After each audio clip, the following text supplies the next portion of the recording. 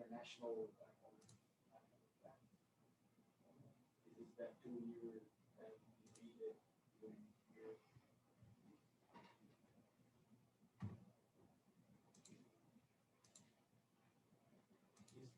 is this federation not in England?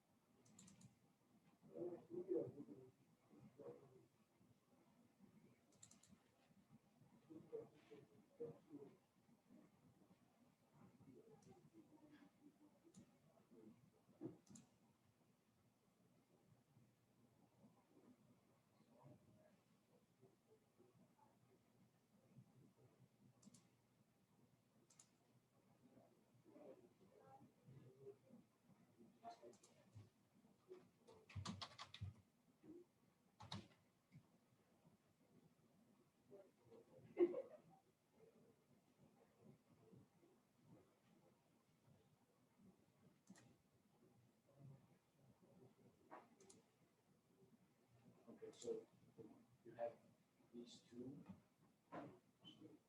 they're the same. So choose one. The same for this the certification.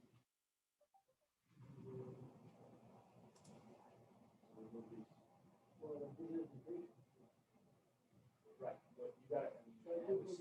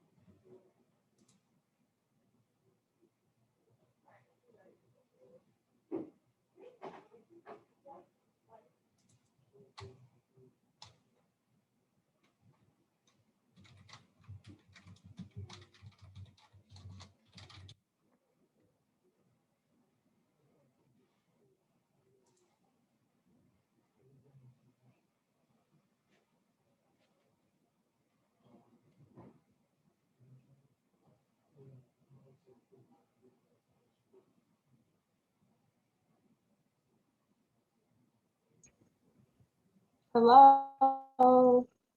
Hey, Alicia, how are you? I'm great. How are you? Good. It's good to see you. Let me shut my door.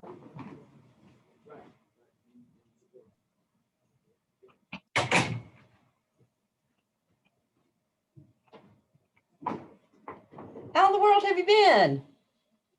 You know, busy, but pretty good. I can't complain. Good. Good, good, good. Things going well at Ivy Tech?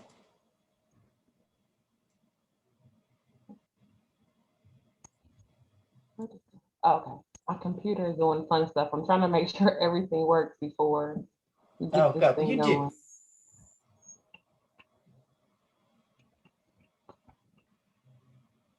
And I have a puppy, so I'm fearful of what will happen. So if my camera disappears, I'm I'm here, but I'm chasing the pup. I hear you. I can't believe y'all are still home. And I don't know if we're going back until probably summer, maybe, if that they haven't said. That's what Tracy said. Man, we've been back. I've been back since May. Whoa, really? Yeah. No. We've I only got one can't. case on campus. Well, that's phenomenal, though. That's great. Yeah. That's why we're. We've been able, of course, to control it because no one's there, but who knows what would happen if we were on campus. Yeah. How's recruiting been? There we go. I'm a genius. Perfect. Yes, I fixed it. Okay. Sorry. small celebrations for my life. Can you hear me okay? I can hear you perfectly. Okay, great. How's Edmund? You know what? He's doing really well. His new position keeps him busy. Whoa, what new position? So he's now the CEO. Kathleen retired. Did she? Yep. So officially CEO beginning of January. Oh, good for him. Yeah, so he is he is trying to figure his way and build new relationships. Now it's a different relationship. So he's doing well. Oh, good. Tell him I said hey. I haven't seen him in forever. I definitely will tell him. I haven't been doing anything with the partnership. About all of this. So I'm uber nervous about this. So we'll see how this goes. Gosh, don't be nervous at all. I mean, these are just kids who want to hear from you. How many people are RSVP'd? How many? Mm-hmm. About 50. I just got 5 like 10 minutes ago. Oh, wow. Yeah, so actually it's students, faculty, staff, people from other schools. It's a whole kit and caboodle. Sweet. This is Monique and Jordan. These are 2 of my interns, and they're going to be helping with the questions. Okay. Girls, introduce yourself. Make sure you give me the easy questions, please. I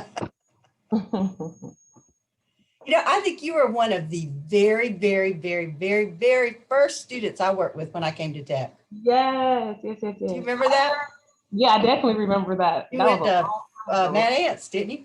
Yeah, sure did. Gosh, that seems like forever ago, doesn't it? Yes, forever ago. Yeah. Hi, Monique. Did y'all hear that? Alicia was probably one of the very, very first students I ever worked with. At the Career Center? Yep. Wow. Well, I mean, don't say it like that, guys. It was a long time. It was a long time. It was probably like, 14 years ago. That was in the 1900s. Oh my goodness. Don't make me that old. No, not at all. It was definitely early 2000s though, but it was, I started here in 2007. Oh, well then maybe I graduated in 2006, so maybe that's not. Did you see the little puppy run? So that's I did. I graduated in 2006. I was still around though. Yeah, I just remember coming in and you wanted to do the internship with the Mad Ants. Yep. Well, I helped start the Mad Ants, so I was probably there doing some other stuff, looking for actual interns. I'm gonna have to figure out how to lock them up because this will be fun to see little puppy. Oh, don't worry about it. Everybody knows that animals are going to be in and out. My dog, when I'm at home, he goes with me to meetings. He sits there in my lap because until I put him in my lap. Sweet. Oh, Miss Patrice is here. That's another one I hadn't seen in a little bit. Maybe 2 years, year or 2. Hey, lady. How are you? I don't even want to hear what the temperature is. Oh, really? What is it? Go ahead. Today, it's actually kind of chillier today. It's supposed to be around 50. Oh, wow. Yeah, we got up to, I think, 70 on Wednesday. Jeez. Patrice is in my old... Oh, go ahead. So that just gave me a whole attitude right there. She's in my old stomping grounds in Knoxville. Well, do you live in Knoxville? Yeah. Oh, okay. How you liking it? I don't. You don't? Why not? It's very, I feel like if I had family here, it would be a little bit better. But Knoxville is kind of like a city that, it's a large city, but not really a city. It's just spread out everywhere. Yeah. So you can't walk to anything. There are no sidewalks. So you have to drive everywhere. You ever want to come back here, girl? Well, I'll get you a job in a heartbeat. Serious. People always look for engineers. But the work, how about that? Work's fine. I I'm so curious. You were one of the first people I thought of for this because I said, oh, yes, Black woman in a white man's world. I can't wait to hear about her experiences. Mine will be a little bit different because my career path has taken me a couple of different ways. So I'm looking forward to hearing more about it. Yeah. Well, you know, Patrice, you know, my daughter's an engineer, Maggie. I don't know if she was in school when you were in school. Yeah, she was there. Oh man, between her and Emma Meerwalt, oh my gosh, things I hear. Yeah. I mean, it's not as bad for me here as it is for most other ladies in STEM, but I don't know if it's just because of my personality that it's not as rough, but it Yeah, has been hard for me. I think for them, they work with a lot of men who are like my age but don't have a degree. Yeah. And they're real kind of been out of shape about, you know, a 25-year-old coming in and showing them up. True. Yeah, people joining. I took the usually I have a waiting room, but I took the waiting room off so that people can just join. We've got about 50 people who have RSVP'd or signed up. So they'll all start coming in here in just probably a sec.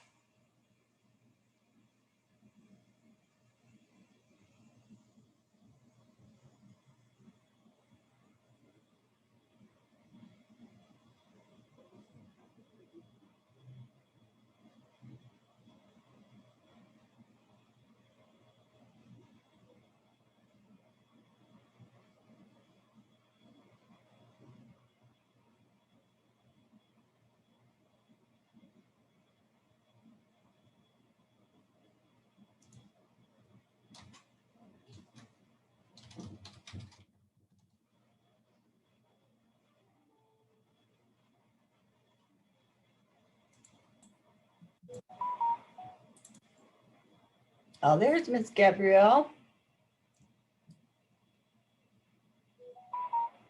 Gabby is our... Cindy, can you hear me? I can. Okay. I think you're on mute though. No, me? Can you not hear me?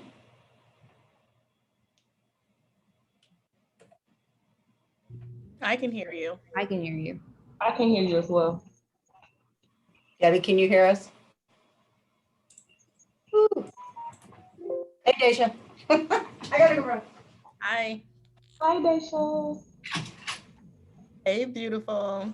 Oh, I'm trying to keep up with you.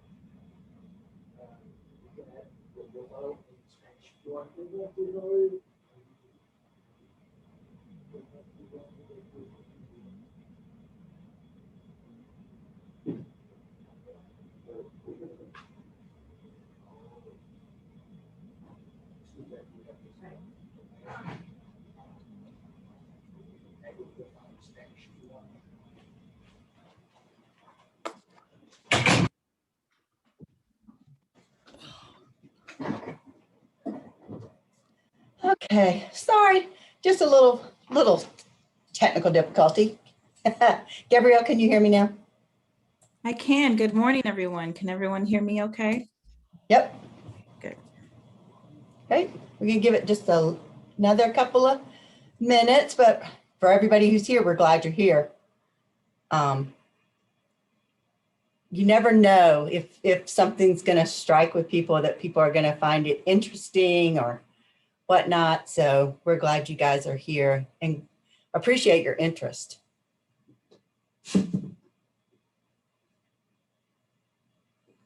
Uh-oh.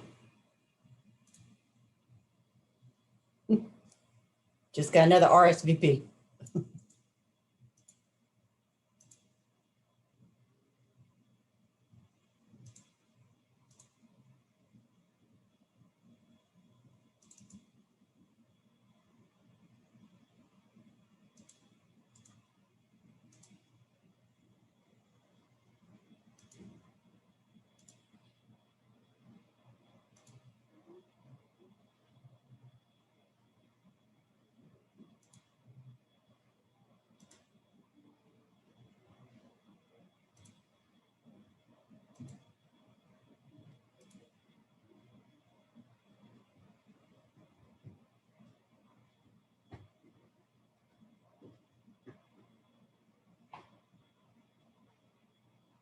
Well, it's 12 o'clock on the nose.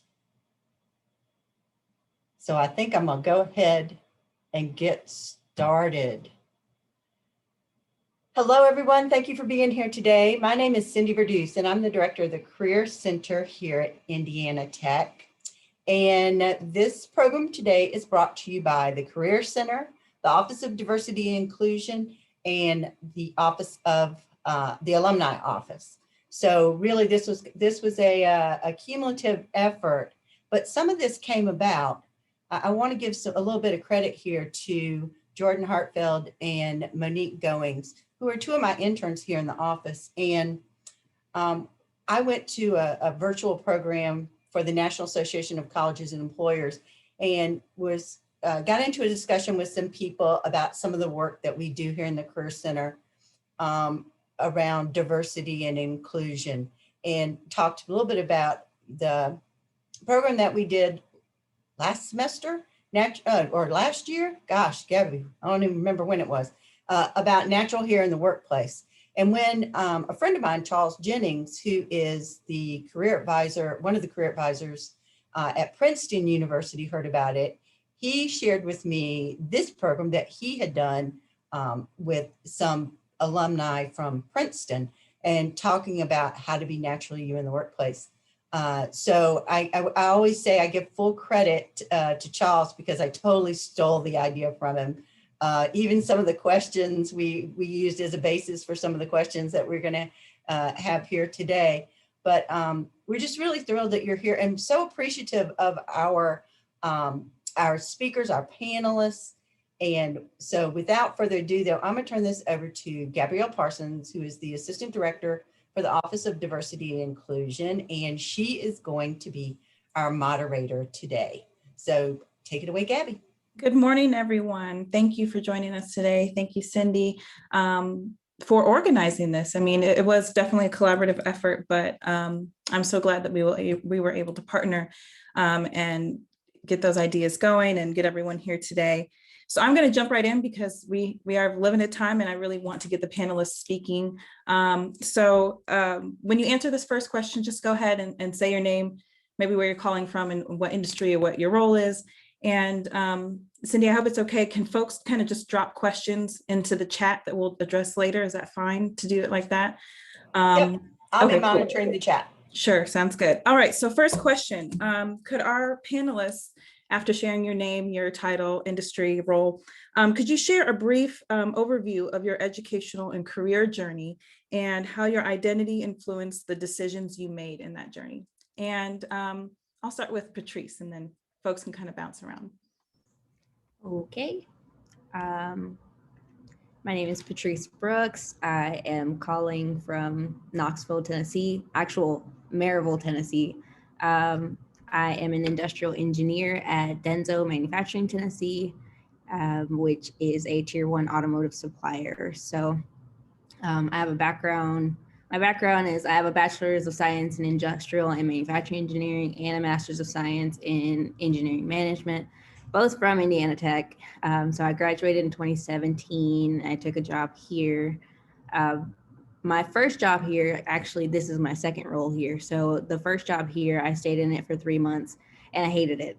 So it was not in a great place. I was in our strategy department and basically did nothing every day. So some people would think that that would be a great job. I mean, you get paid a lot of money to do nothing every day, but it wasn't fulfilling for me. So I expressed that a lot to my direct leadership, and a job opening came up in our industrial engineering department. So that's kind of how I ended up over here. So currently I am the industrial engineer in charge of all of new product for our Ford and Toyota customers. And yeah, with this job, I've been able to do a lot of great things as far as travel and actually using my brain to fix everyday problems for our production associates. So. And how do you think your identity as a Black person has kind of come into that role, or your journey to get into that role? Being very direct is kind of my thing, especially being from Michigan. People up north have a lot of very bluntness. Being very direct is something that is a northern trait. So especially coming here, it's kind of like I don't know if I would call it a breath of fresh air here, because I don't know how they feel about it, because everyone here is actually really nice. So they kind of try to dance around problems. And if you ever hear a Southern person say like, "Oh, bless your heart," that is not a compliment. Okay, it's not a compliment. But being that direct has allowed me to be able to go into conversations, especially with my management, and say, "Hey, I am not happy where I'm at. How can I get to that next area?" Or, I would love to go and do this. Is it okay if I go do that? Because this is where I'm at right now and I don't really like it. So being that direct person is just who I am. So being able to do that, I know most people don't have that same opportunity. So, I mean, I feel very blessed to have been able to do that. Great, thank you so much. If our other panelists want to just go ahead and jump right in, we can do that.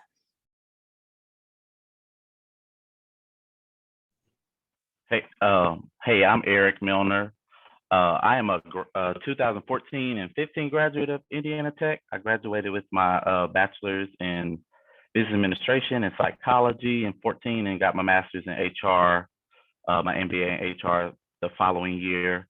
I am currently an area HR manager for Koch Engineering Solutions out here in Houston, Texas. I recently just transferred from a parent company called Georgia Pacific, where I started out as a HR administrator and then worked my way up to HR manager.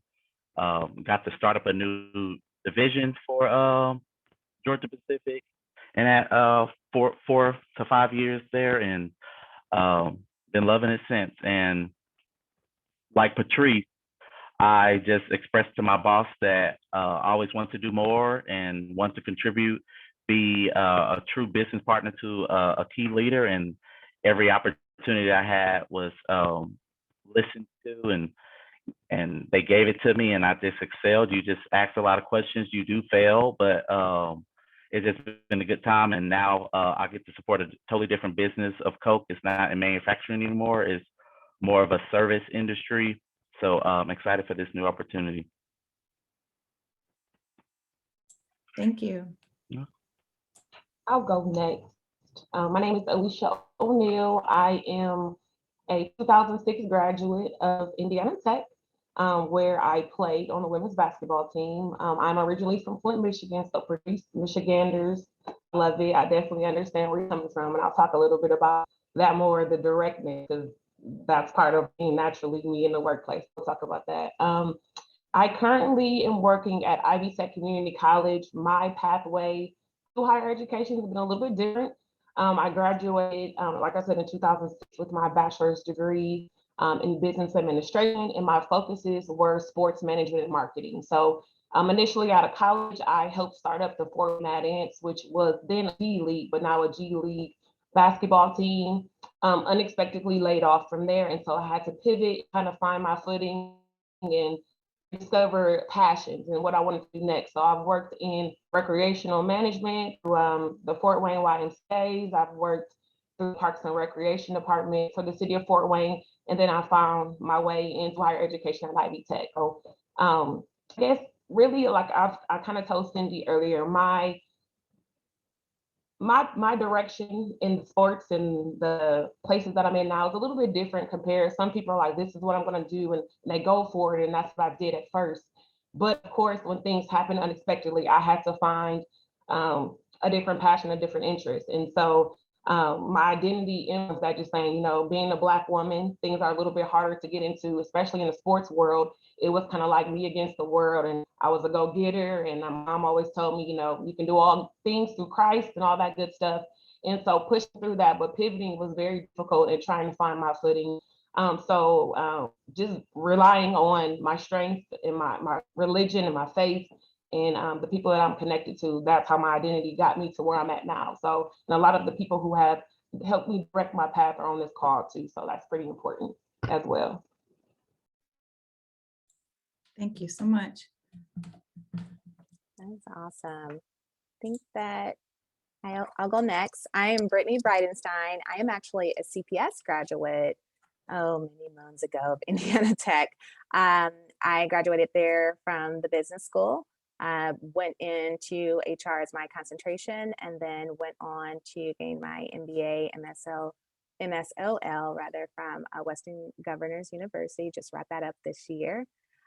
So my journey, I've had what I explained to be an untraditional journey, first of all, through undergrad, as I had my son, my oldest son, during my senior year of college.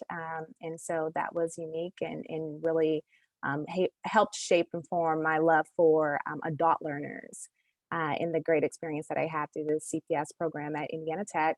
And my journey for going into HR was because throughout my years of taking jobs and going into different spaces, I noticed that there was a lack of representation for the people who were making the hiring decisions. And so that kind of is what I kind of tossed up marketing, but I went ahead with HR. And so I think my journey in my identity has been one of empathy, and one for I'm not afraid to cause disruption. And so when I see some systems in my job now, my tenure kind of was, I spent over a decade with Easter Ozark doing some work around obviously equity and inclusion for individuals with disabilities. Ended that as a developer working with big businesses, small business around their inclusion, workforce development. And then I really had to, I had a point where I wanted to pivot and had an opportunity to do some marketing, some strategic marketing around LinkedIn as a consultant. And so I did that in January of 2020, left that decade career, went into consulting full time and really, really have loved it, became a partner. Then I got called back into the nonprofit realm just a little bit as director of an implementation team for a program out of Ohio. So I get to work with Buckeyes. I am also a Michigander.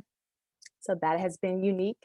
But that is I think the pressing thing for my identity and the journey that I have been on is really making sure that I lead with empathy and knowing what it feels like to be an other.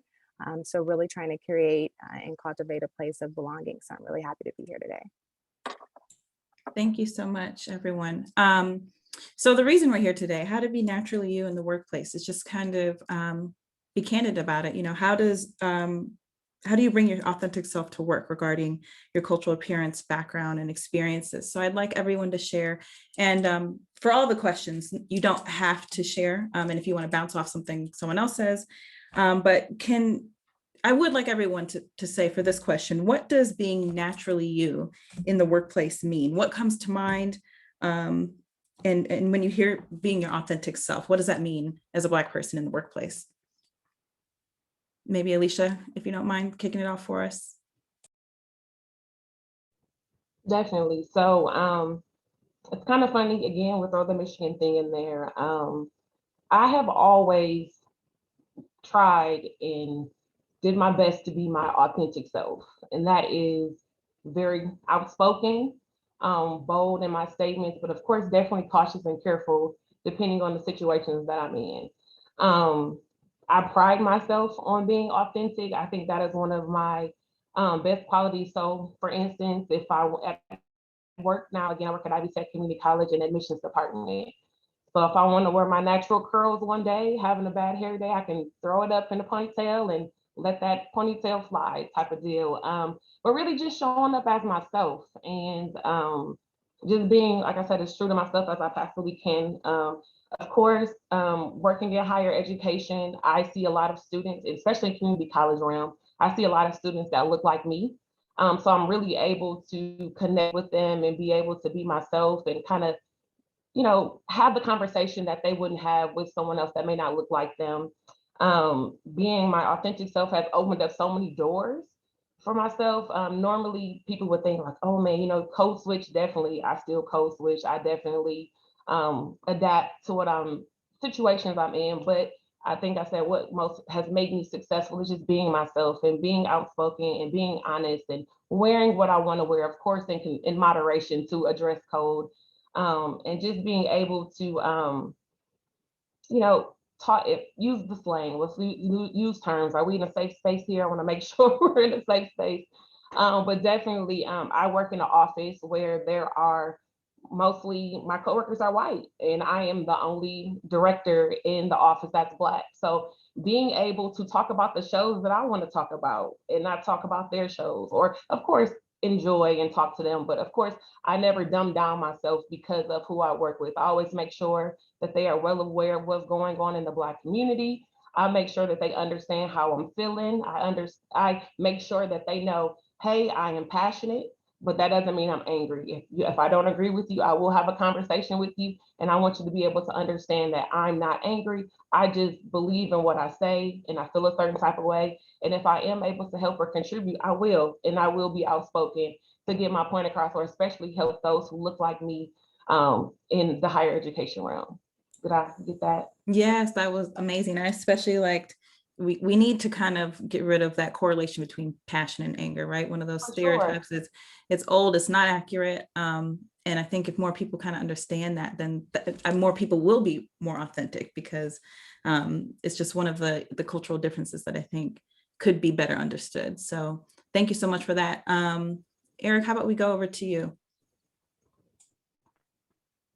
So I would say it took me some time to kind of be natural, just in a heavily field that's dominated by white females, and being somebody that's a little bit stronger, or, you know, it's a term that I always think in the back of my head, it's not what you say, it's how you say it.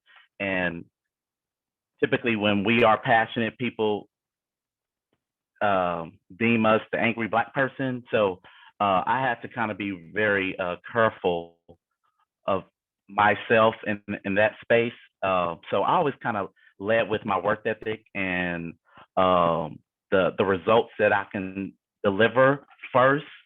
And then once people seem like, okay, this is the to-go person, this is the person that is knowledgeable, that's helpful, that is here for the business or just here for me, then that kind of makes it easier for me to kind of be naturally myself. So I never go into an environment and just give them all of Eric Milner, because that might not be welcomed. And we still, it's sad to say, we still kind of gotta tiptoe about who we are around and what we say, because things are always taken out of context. And so I'm always careful, but I'm always myself at the end of the day. I don't like the word that I code switch. No, I do what's needed to keep a job, to be successful, to be impactful to the masses, because ultimately there are going to be people that are different every day.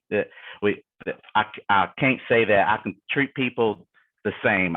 I will be lying to myself if people will appreciate that or accept that. So I learned at an early age that people are going to be different. It's just I have to be think differently how I act with them and how I maneuver or how I use their resource. And that's not in a bad way. I can't fault people for growing up the way or learning things how they talk, but what I can control is how we interact, especially in a business public setting. My ultimate goal is to create ultimate value and to mitigate risk as an HR manager. So that's what I'm gonna do.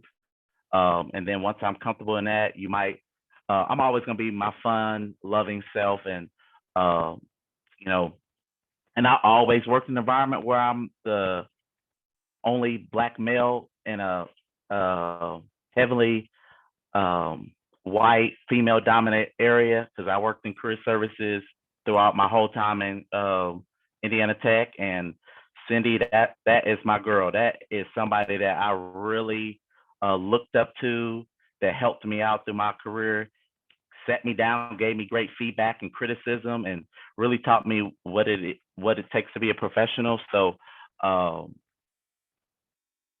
that's kind of my experience of being naturally Black. I always show my results and my objectives and how I create value first, and then people kind of just gravitate to you because they know you can deliver results, and then Yeah, they you can get accept the you for work who done. you are. Yeah. Mhm. You know, you can get the work done. Yeah, I really appreciate one kind of phrase you said is that you're always careful, but you're always yourself.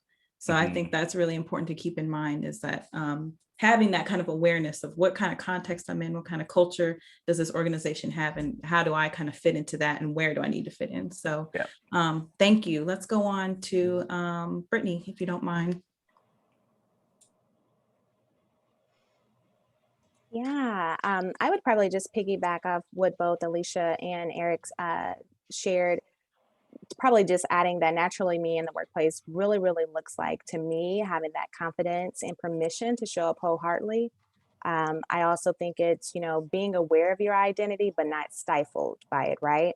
So as a Black person in the workplace, we are aware when we are the only in leadership. You know, often I've been both youngest, so I've been kind of intersectional, where I'm the youngest and the Black person at the board table, or just kind of aware of that. But I didn't let that, to Alicia's point, dumb down anything that I felt like I created value in adding. And so that's kind of what naturally in the workplace means to me. You know, show up as your wholehearted self, be aware of your identity, and, ease into it. Be consistent. That has been one of my things where, I try to be consistent in, the professional workspace. But then I also, ease into letting them know and taking an opportunity to educate people. Whether it's a microaggression that, nobody wants to, bring to the front of the meeting. And, I believe in just in time. So when it happens right there, I do believe appropriately just addressing it. And that's just for all forms of inclusion. Thank you, Brittany. I really appreciate how you made a point to kind of name intersectionality, because we are here kind of talking about what it means to be a Black professional, right? But there's a multitude of other identities we bring into the spaces. So I think being aware of that, and like you said, being aware of your identity, but not stifled by it, right? I feel like deeply, our racial identity as Black people often comes to the forefront, and it's maybe the most salient, maybe the one that other people think is most prominent. But if we can bring our whole selves in, and our next question is going to be about that, but I want to hear what Patrice says, and then we'll come back to, because that was a perfect segue for me. But Patrice, how about for you? What does being naturally you in the workplace mean? For me, it's a little bit different, and hearing all of you guys talk about your experiences kind of brought this a little bit more to light for me. But I work for a Japanese company, so the dynamic here is a lot different than it is for a traditional US company. Our office, the way we sit, is an open office. So my desk is literally next to our vice president's desk.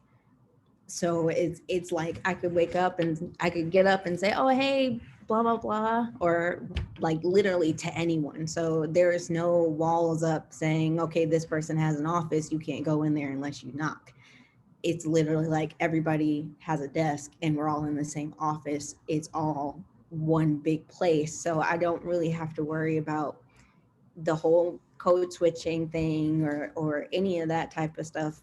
I literally can talk to whomever I want, when I want, or more so when they're available. So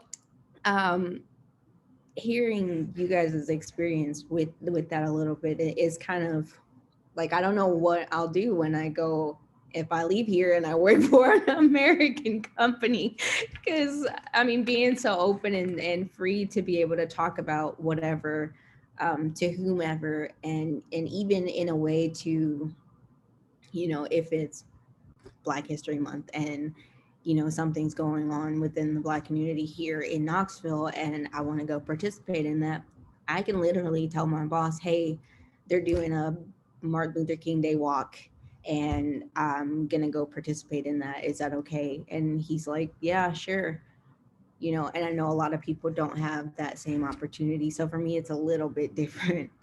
But I mean, bringing my natural self to work, I mean, obviously my hair is natural all the time. So, I mean, most I get is, you know, there, of course, people want to touch your hair, but a lot of people here, I mean, it's become a thing to know, you know, you don't touch a Black woman's hair. So usually if we're close and they're like, oh man, like it's just so fluffy today. And I'm like, you can touch it if you want. So like I'll get that in there so that way we can kind of break those like traditional stigmatisms of natural hair in the workplace, especially because most people feel like, oh, that's a topic that we can't even talk about.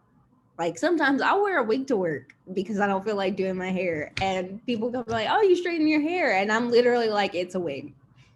Like I'm just really open, so I don't care if you know that it's a wig, but just like, yeah, sure, it's mine, I still bought it, so technically you're right, it is my hair. But it's just a lot more free for me here than it would be at other places. So I think I'm a little bit blessed by that. Yeah, I really appreciate that. Totally random side note, I lived in Japan for 2 years, so I totally know where you're coming from, that when we think about our identities as Black Americans, it's very nuanced and different depending on the culture that we're in. Because I had a lot of the same experiences when I was there. It's just like, it opens our worldview, right, of what it means to be a Black person in America. So we could talk later about that. I might reach out and see how it's going for you. But I also really appreciated when you kind of made the connection between our own personal standards and boundaries and the idea of stigmas, right? And so from that, I kind of got, it can affect us only if we allow it to affect us, right? So if my standards for my boundaries and my identity are different than the next person, then that's totally fine. And we kind of have to assess the relationship to the workplace and our own identities and our boundaries to kind of move through some of the things that might happen in the workplace. So really appreciate that. The next question. Hey, Gabby? Yes. I do have one question. So you just let me know when you want me to feed that. We can do it right now. Yeah. You sure? Mm-hmm. Okay. Okay, this is from, well, anyway, y'all can see. I've recently read that inclusion is today's version of integration. We are still forcing others to adjust into a white society. What are your thoughts on this, and how can we, as white people, better support you in being your whole self? Yeah, that's a good one. Anyone feel free to jump in, and it's in the chat if you need to read it again. Yes.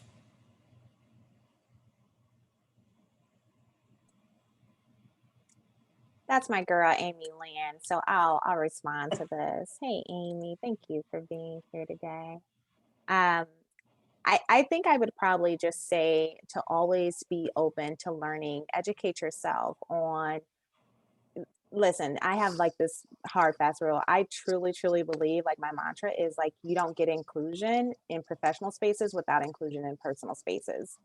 So what I would say is like, you know, to my white counterparts, be like, don't go buy you a friend now. Don't go don't go doing that now. We don't want that, right? Be authentic and genuine with it.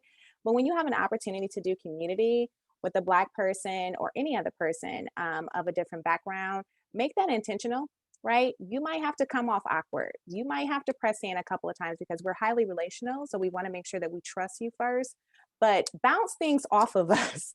Like if you're thinking about going into a meeting or like saying something and you're like, I don't know, like, you know, use that opportunity to, you know, open that space and say, hey, this is where I'm thinking. And hopefully you can have a very candid conversation of like, yeah, I probably would not go there.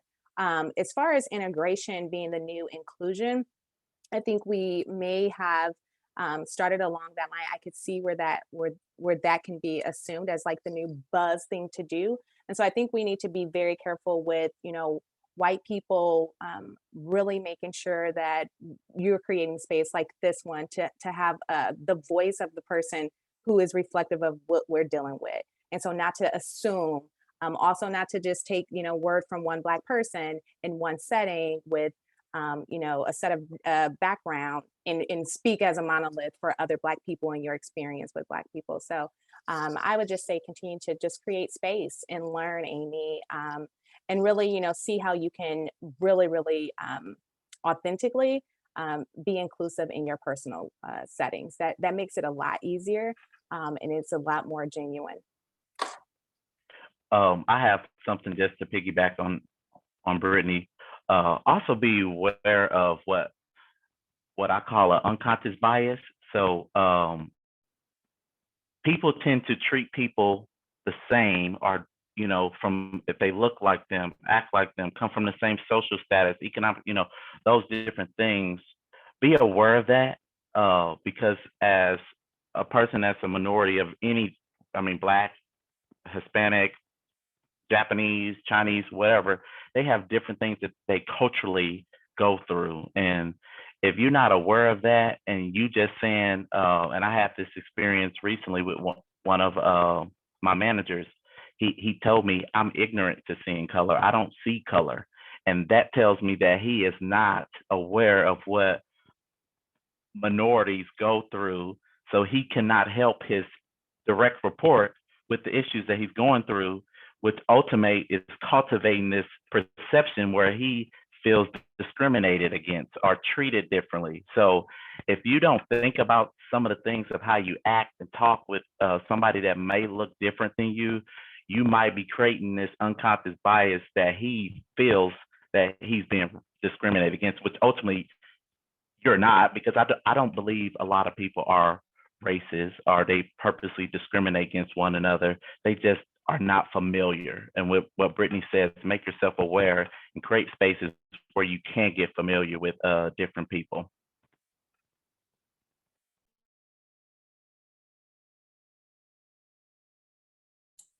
Do we have any other thoughts from the panelists on No, this? We good.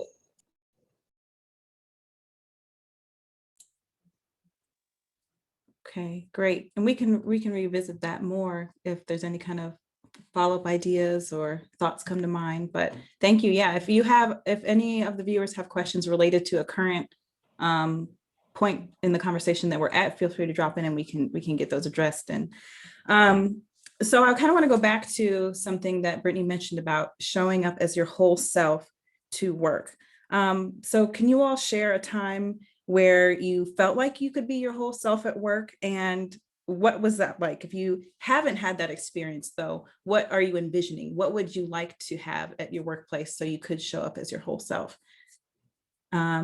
Maybe let's start with Patrice this time. Well, I show up every day as my whole self, so I can't really give too much into this question. Like I said, it's easier for me because of the company that I work for, the open environment. There's not a lot of pushback. So, I mean, if I was to pinpoint one time specifically, it would probably be like the first time I ever said no to something. And even that time was a little bit of a learning point for me, because I feel like even if you are authentically yourself, you still have imperfections that you should continuously work on. So with that particular instance, it was in a meeting with a bunch of people who are important, and I didn't necessarily have a backup plan for what I said no for. So I think a lot of people do that, where we're in disagreement of one thing, but we don't have something else that we can offer as a solution.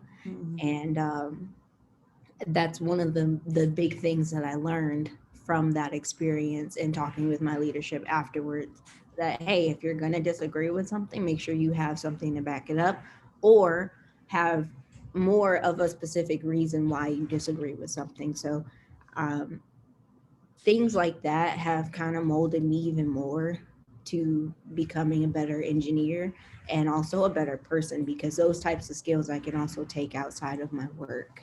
So being naturally myself is just, I mean, who I am every day. So I don't really have to put on a different persona. Like I come in every day and this is who you get.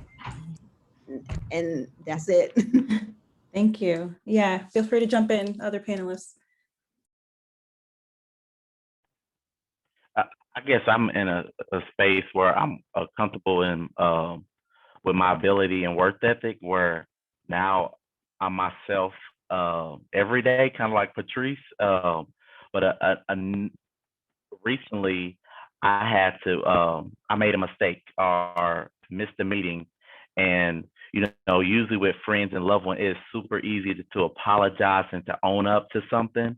But when you are in with your boss or people that look to you as a business partner, and you got to sit there and apologize to them, that's hard. It was truly hard for me to do that, and I done it. I mean, I sat there and owned up to it. Hey, so they tend to, especially in my new role, they tend to put meetings back to back, and I'm a little bit more exciting when it comes to new information. So I tend to over talk and over listen, and I missed the meeting. It totally went past me. So I sat and called each individual person and said, "Hey, I'm sorry. I was in another meeting with a key leader, and we had a very creative and helpful conversation about the business, and I missed this call. And I don't know if you guys talked about the subject, but let me talk about it on my front, and I apologize." So that was a time where I kind of got to be authentic and show that people in big roles can mess up. I'm a area HR manager. We make mistakes. I'm not perfect. Hopefully you don't, because that is my first impression, and first impression is a lasting impression. But hopefully me apologizing, being humble, which is we here at Coke, we have MBM, which is market-based management, and we have like 8 principles that we foster. And when you respect is one of them, but respect for us also means respecting one another to admit when you're right or wrong. So because we all want to grow in that space, and I had to do that. So I guess that was the time where I had to kind of be authentically myself and show my, I guess, that I'm not Superman all the time, that I show my kryptonite. That's what I wanted to say. So. Thank you. Alicia, any thoughts from you? I think we kind of got Brittany's view on whole self. I want to see. For sure. So clearly I'm a lot older than some of our panelists. So I've been in the workforce a little bit longer. And I've had some very unique experiences and been very fortunate enough to work in different sectors or industries.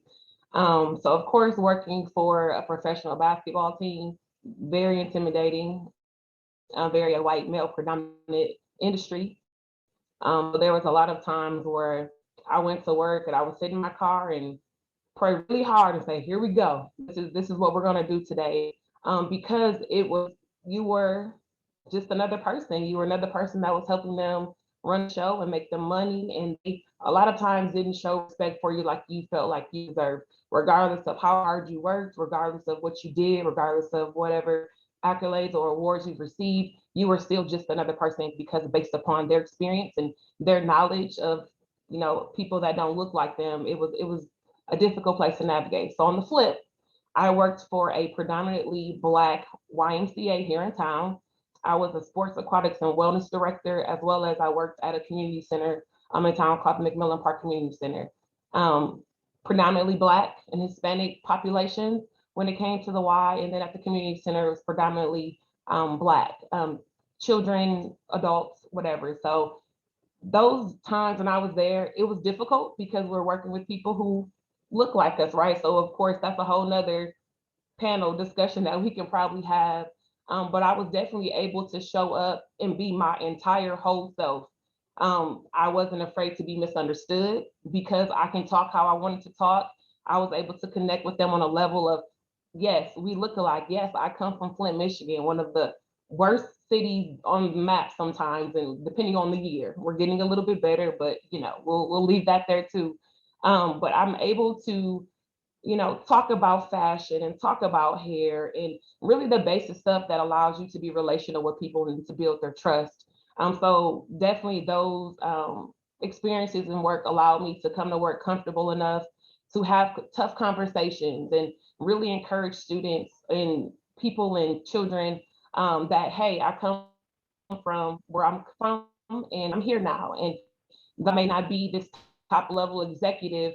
My experience is definitely valuable and I am living a comfortable life. You can do the same, because a lot of people of our race don't see that. They don't see people that they can model after, that they're close enough to talk to and to relate to. And so I definitely took pride in those career choices that I made, and love helping people, and especially helping people that look like me to excel and, open their eyes up to different things. So working in those instances definitely was able to be myself completely. Thank you. I kind of want to move on and kind of bring bigger picture into this discussion. And so, last year we had kind of a renewed, I'm not going to call it a totally brand new social justice, racial equity movement, because we've been doing this for centuries now, but the kind of renewed energy that happened last year, and it's still going, I think. I would like everyone to kind of share how this movement is changing your workplace and your experiences in the workplace as a Black person. Has the BLM movement specifically the BLM movement had any impact on your day-to-day work, your kind of view of your workplace? And maybe Brittany, kick this one off if you don't mind. Sure. So one of the things obviously as an entrepreneur and a consultant, and I have like one other partner with Uplinked, and then the work that I'm doing with Governor DeWine out of Ohio for families. One of the things that was very important to me, even as I took on this project that I'm working on with teams from across the state of Ohio, but other teams, is that we paused when tragic events happened in the Black community. And so after George Floyd and leading into the insurrection, we have really made space and created time for people to take time off and to really treat the Black tragedies that are happening as national events and disasters, just because of the inherent trauma. And I think someone was speaking to that even in the chat, I think Robin. We have to make space and pause. So just like if you lost a loved one, those bereavement days, I've been able to do that with my implementation team this past January. So as the Capitol events happened, because that was a trigger for many Black people. So even though it wasn't us going into the Capitol, we knew what that stood for. There was this subliminal messaging in that, right? And so I paused everything. We canceled meetings, we paused, and we told people, if you need time to deal with this, whether you're Black, white, Asian, whatever your background is, if you need time to deal with this, you take it.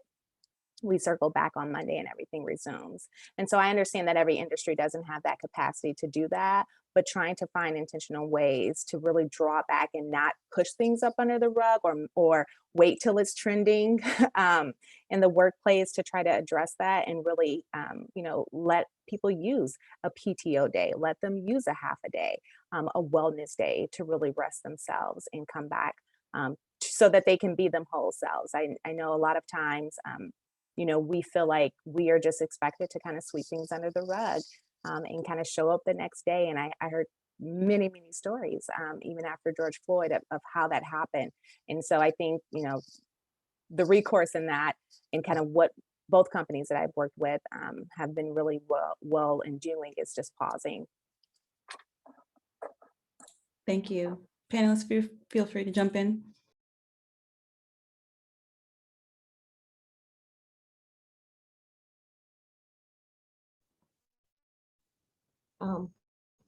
At Ivy Tech, we have been working since March of last year, so we have not been in the same space.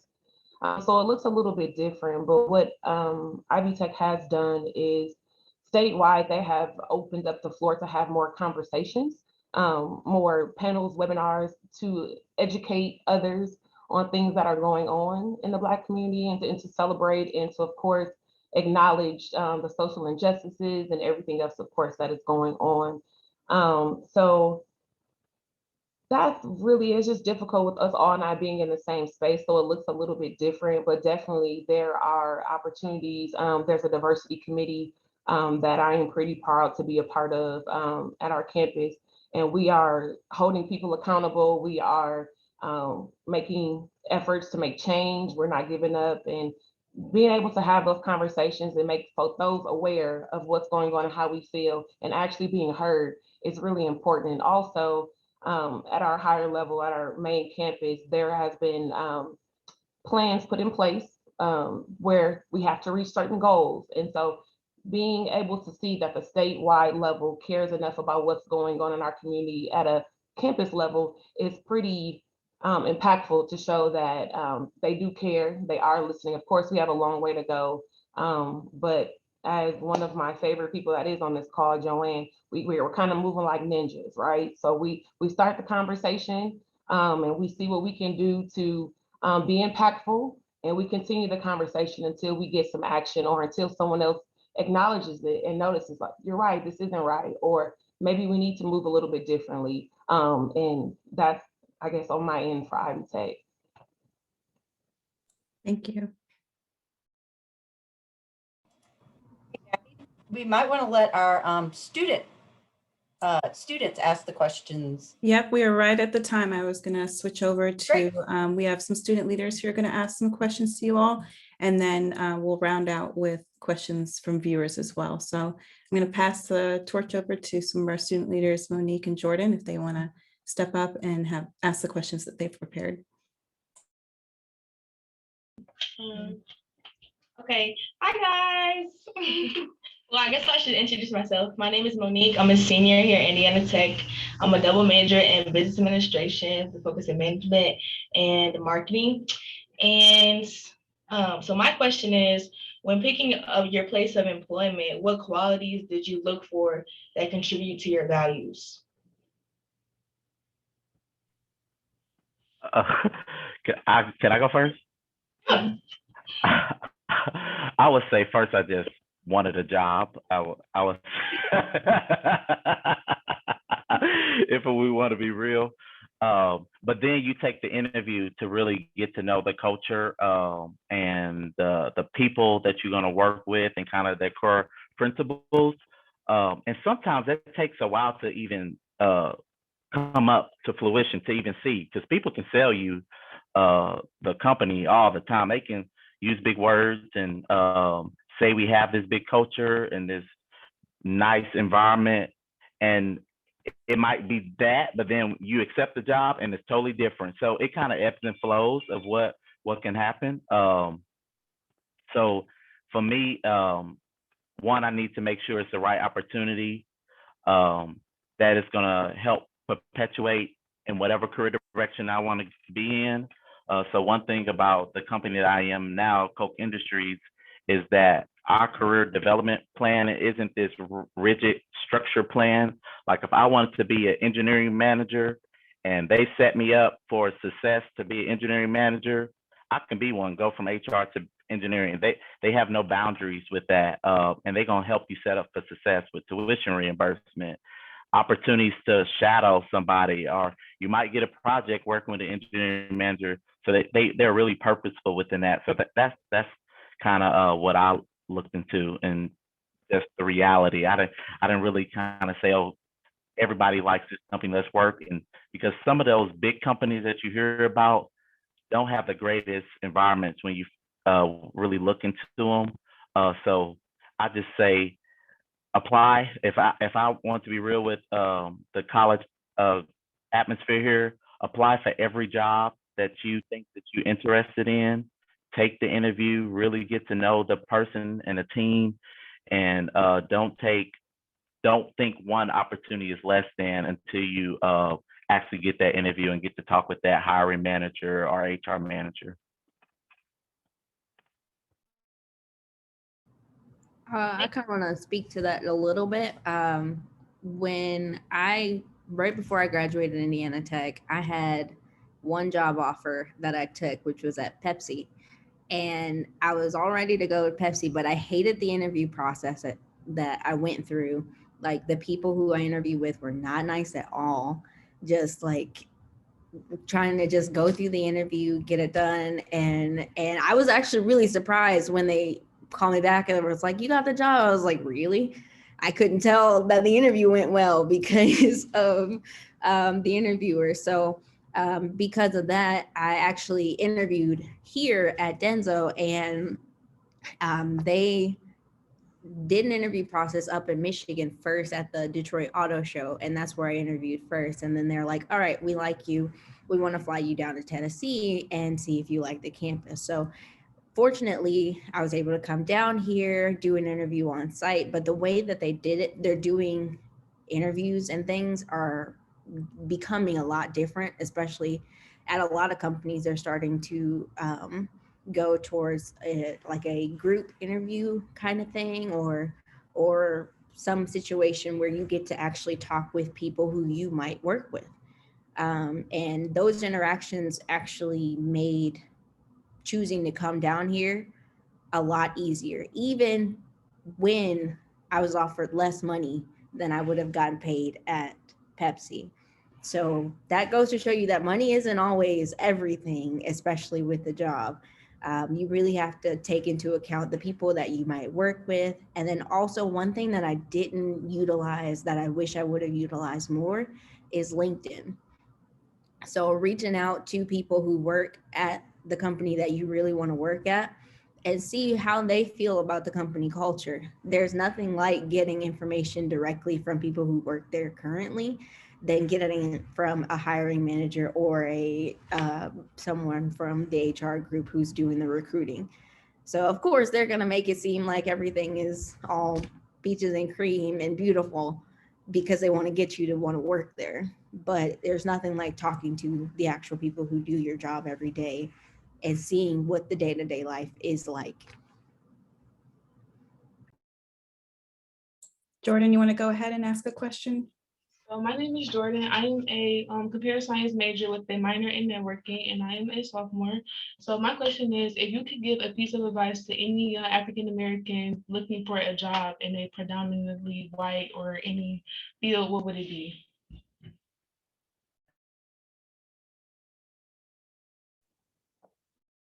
I'll start. I think right now, what I would share if I was getting ready to graduate or going into the workforce, go where you're valued.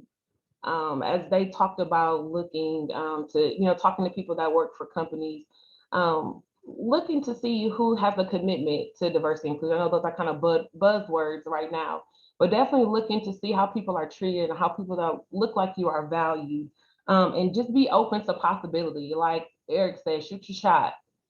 Definitely apply for anything and everything that you possibly can and get in there. And then you determine if it's going to work best for you. But don't ever limit yourself because you're a young African American or a young Black person. Definitely reach for the stars. And I know that's super cliche, but it is very, very, very, very, very true. So you want to make sure that I think being valued is most important. You want to work somewhere where someone wants you to be there and wants you to have a voice and to make a difference. And of course, once you do that, you definitely open the door and sit at the table to invite due to your work at the things that you do, successful things that you do within their company or organization. Just like a small snippet, I guess.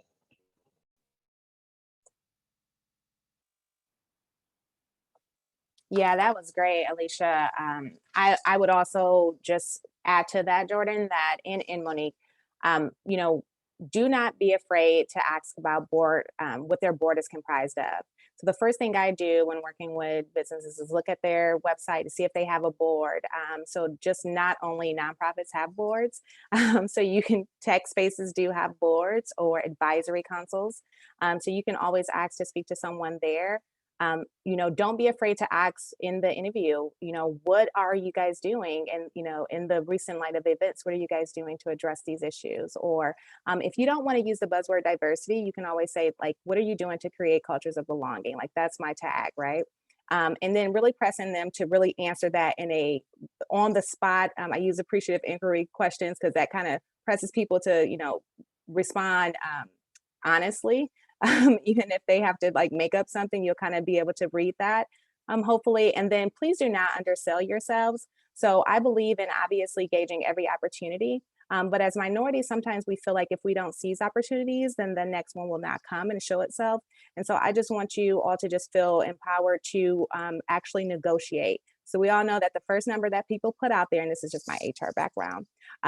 So the first number that people put in out there is not their best number sometimes, so even if you can't negotiate for higher pay, look at things like, PTO days or alternative holidays, alternative days, or, something that can really perk, maybe you need a flex day and see if that is possible, especially in IT. Those are things you're going to want to, go towards. So Alicia, spot on, going where your values, following that and knowing to Eric's point that you can always work up.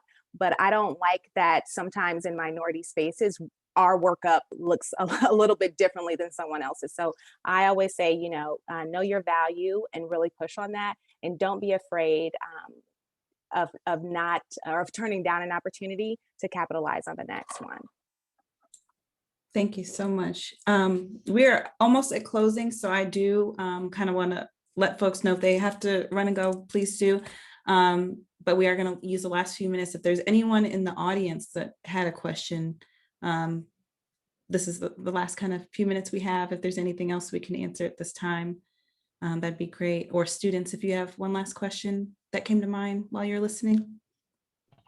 I don't have any questions, but I just want to say thank you for your answers. It's very helpful, the advice that you gave. So thank you. Thank you. Any viewer Everybody's questions? looking. Monique is going to be looking for a job. So yeah, I don't know, Cindy, if there was anything you wanted to ask folks. Not so much ask, but I did put in the chat that this is something that's been really important to me for a long time. I'm trying to think. I think it was Alicia who talked about being other, and I've always felt like I'm other. Lisa Gavan says that I'm extra. So, I don't know, but I this is near and dear to my heart, but it's something that I know I can't do for my Black students. I can't. I'm an old fat white lady, so I just really appreciate that other people come into this space to help our students as well. So, and for my white friends, I have taken this real serious and gathered, gobs of resources on how to be anti-racist. And, I've got all sorts of podcasts, everything. So if anybody's interested in any of that, please feel free to email me. And I put my email in the chat if you want me to share those things with you. But yeah, I'm just hopeful, and I'm thankful for the people who've been here. And when I see such good people, well, look at what great people were on the panel. Yeah. All, folks that, I worked with at some point when they were here at Tech. And, anytime I see one of our kids slighted or not hired and someone less qualified who's white is hired, I get really angry about that. And, so I think the more that we can educate folks, white folks, the more that we can help our Black students and, well, all of our diverse student populations understand what they may face in the workforce and how to best handle that. I think that's exactly what we need to be doing. So I agree. Thank you so much, Cindy. This was way better than I could have hoped for. And we had some real tips and advice and anecdotes. And so I really appreciate everyone. If panelists feel comfortable, would you mind sharing your best email or your LinkedIn in the chat so folks could follow up with you if you don't mind sharing that. But we are almost right at time. Maybe one last question, if anyone would want to share, is there any sector or profession that you would advise Black professionals to kind of get into? Is there something where we're kind of undervalued or there's a need for Black professionals? if you have any insight, what's something that folks could get into? Just in my HR background, I would say there's no job that's limited to Black resources. Well, that needs Black resources in it. So I would say do it all. But a booming field that is in high demand right now is anything computer, IT, transformation, data analytics, automation. Of course, engineering is always going to be in high demand, but I don't want to go on here and say, hey, do this, because I want you to, the world is your oyster.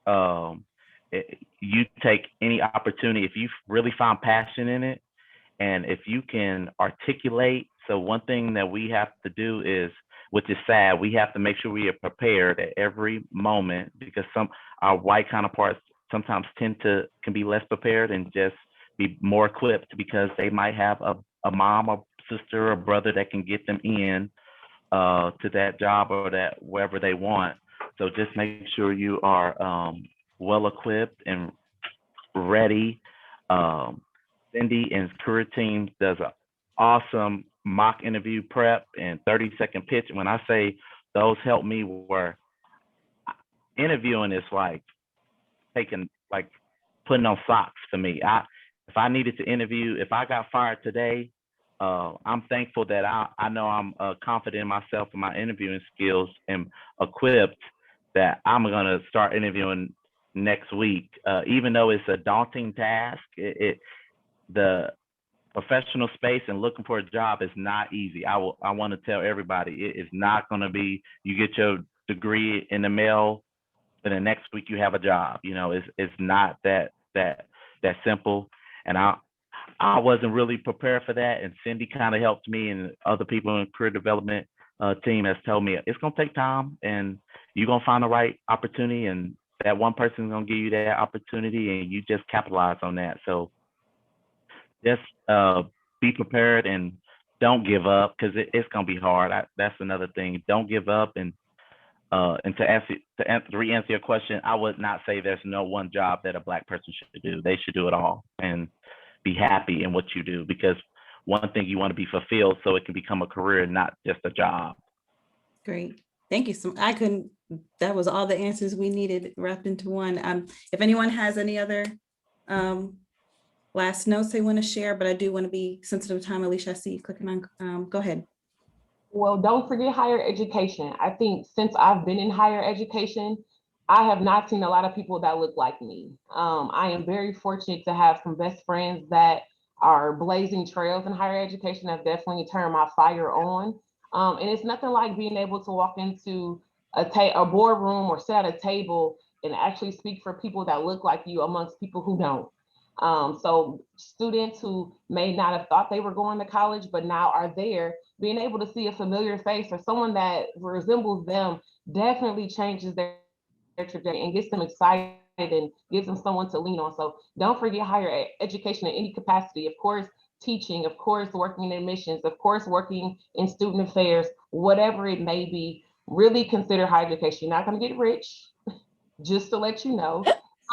But definitely it is one of the most rewarding things that I think I've done yet. And so it's definitely, like I said, blazed the passion for me to continue to move through the higher education realm, but definitely having others that look like the students who are coming in or the students that you're trying to recruit is major. So don't forget higher ed.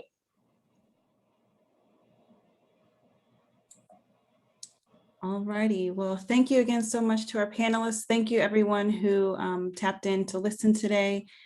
Please stay tuned for further events from Career Services and the Office of Diversity and Inclusion. And thank you so much, and hope to stay in touch with everyone. All righty. Take care.